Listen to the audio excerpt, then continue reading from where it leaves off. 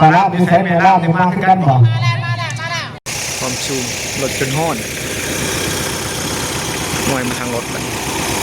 พักก่อนเครื่องปั่นไฟสภาพกะดนพอสมควร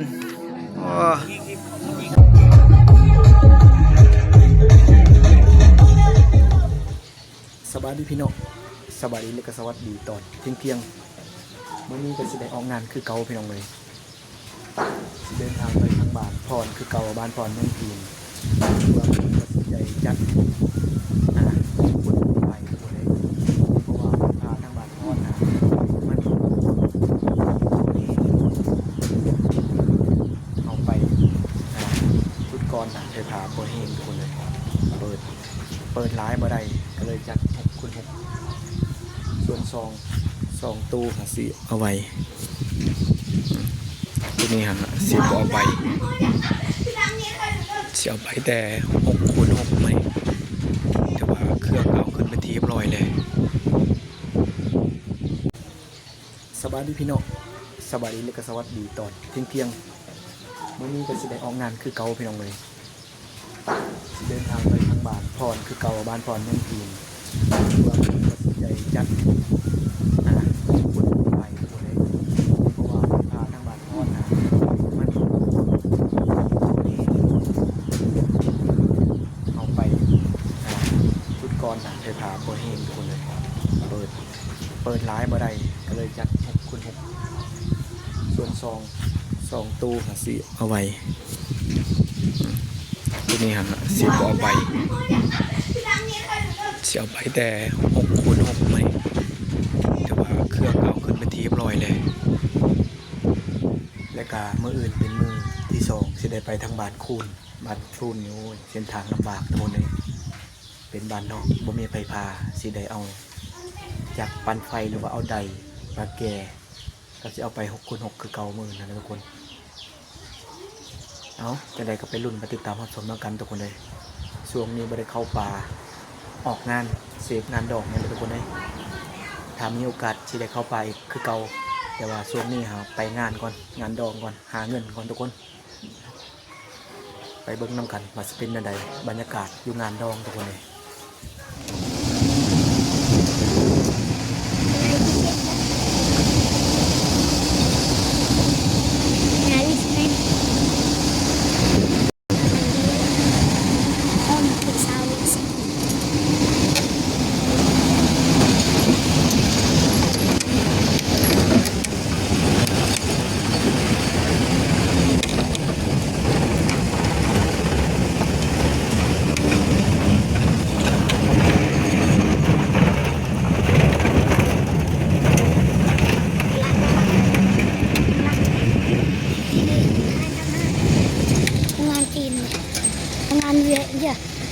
Ya buồn chứ.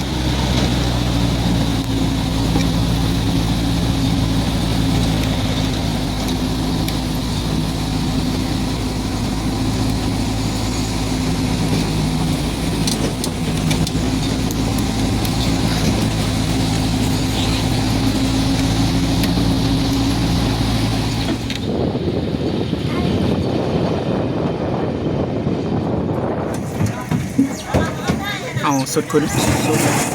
มาไหมเพราะว่าไพ่บ่พ่อน้องเลยเสียงเบส6เสียงกลาง6ไปกลางก็เป็นดอก12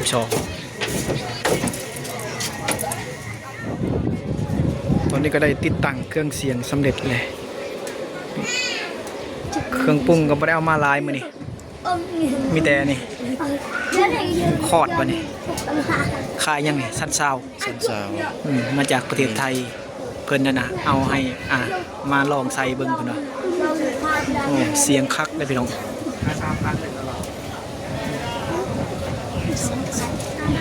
จัดไป6 คูณ 6มานี่กินข้าวก่อนมานี่โอ้มีลาบปลาแล้วก็ลาบซี่พี่น้องไอ้น้องยังมาบอกครบกว่าสันจะได้อดใจรอกันเด้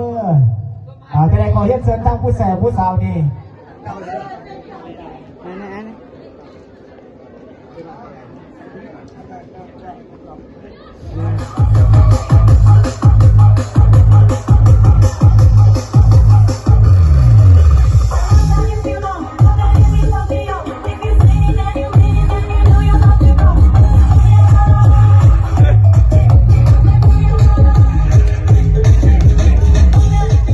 จ้าบ่าวนี่ยังบ่ได้จังไดเนาะบัดนี้เนาะ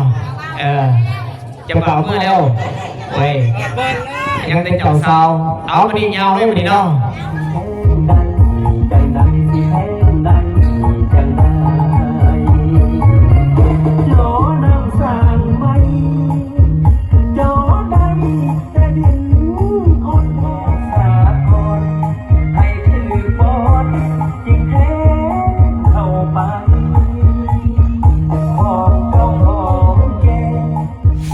ตอนนี้ก็ได้มาหอดทางเข้าบ้านคูนพี่น้องเลยโอ้สิเขาไปทางไหนเพื่อแหละระยะทางก็50 ลักเข้าไปบ้านนอกบ้านนาเพื่อแหละเป็นงานที่2วันนี้บรรยากาศ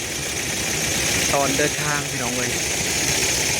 นี่จะเป็นผู้สูงสุดที่ว่าพวกทางลมก็จะเป็นบาทคนหรือว่านะ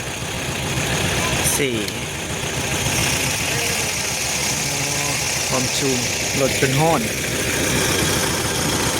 หน่วยมาทางรถมันพักก่อน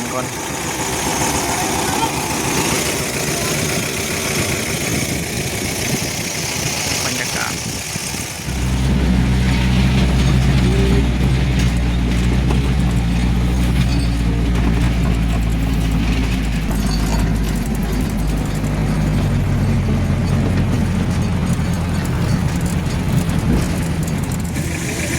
ขาแล้วบัดนี้จบมากันไหนเจออายุรถขาแล้วบัดนี้ถ้าคนมาอยู่ก่อนบัดนี้ไปบ่ได้แล้ว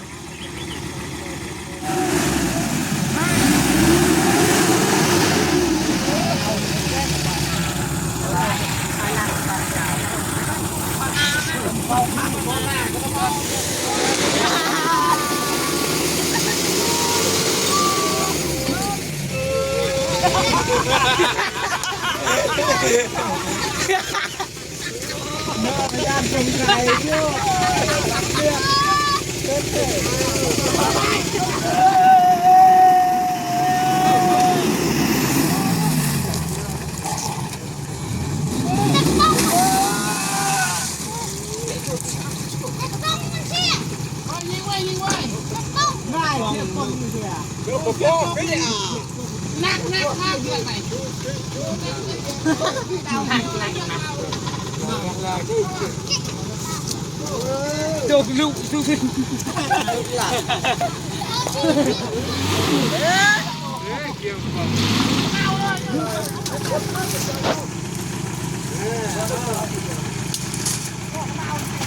พูดที่ชาติแก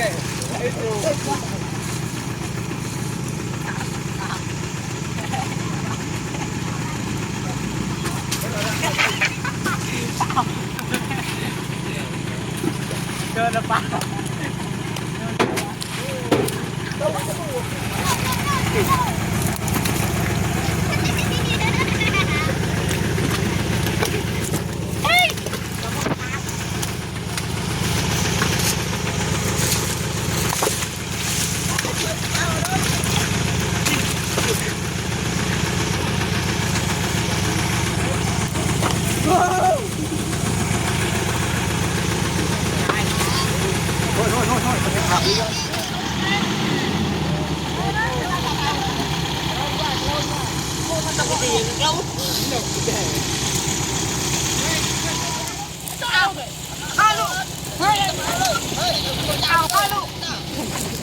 ลูกนะลูกไปลูกโจมูน้ำมันโจมูนี่อาจจะกี่ไปโจมเลยไปกูยังใส่ไปโจมเลยอันนี้ก็อันนี้ใส่ไว้ที่โจมสมการโอ้เราได้ไหนได้กับปากได้ด้วยไว้บอกกูตีอยู่ก็đây mình đang không ăn thì này vịt nó quẩy một con xì lô em ta mau à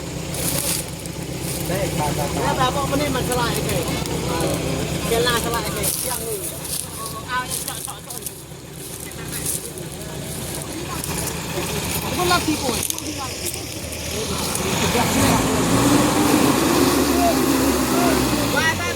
vậy nhặt nhà con chân mạo con bây giờ ba con đi chân màu con này quay con trường dạ đâu mua gu lại tao bắt đầu gu lại kau punya lah tu orang kaya kelang loh bau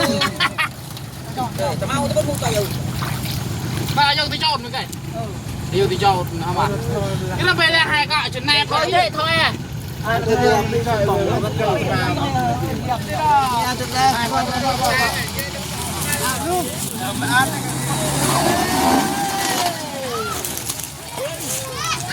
đó là thuốc lá luộc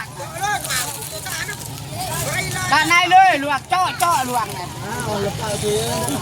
chủ bao khi ăn này là nơi này lâu ta là tầm ai lên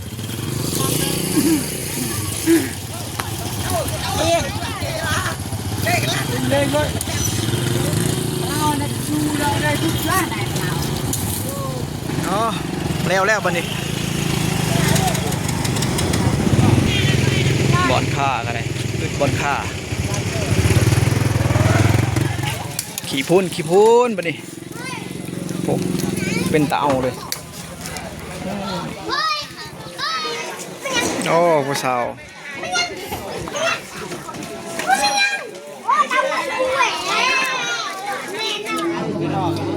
เครื่องปัดไฟสภาพกะดนพอสมควรบัวว่าสิใส่ได้หรือบ่พี่น้องเอ้ยจักกินแล้วเด้อประตูนี่ก็จักให้สดับ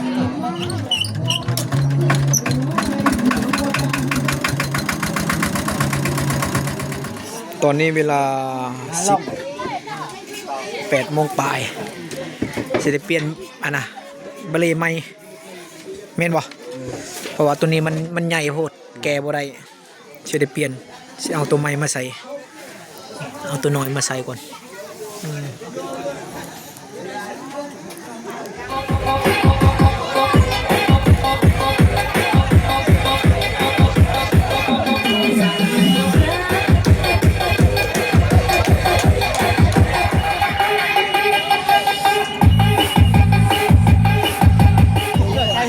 เจ้าบ่าวเจ้าสาวมาแล้ววันนี้ก็นี่บรรยากาศตอนเช้าพี่น้องเอเอาไปแซวไปสาวบ้านคุณเฮาเด้อเป็นจังไดขอให้เชิญเนาะสาวบ้านคุณผู้สาวบ้านคุณก็ไล่ด้วยพี่น้องเอเนาะมีแต่ผู้เงาๆมีแต่ผู้โซดๆนะครับ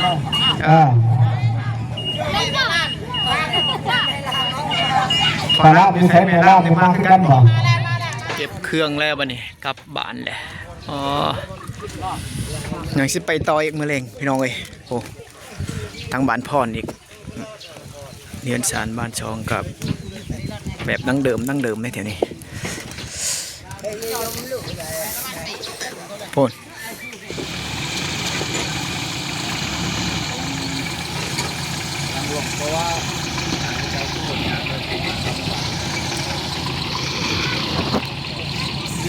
dạ này sụp lại chưa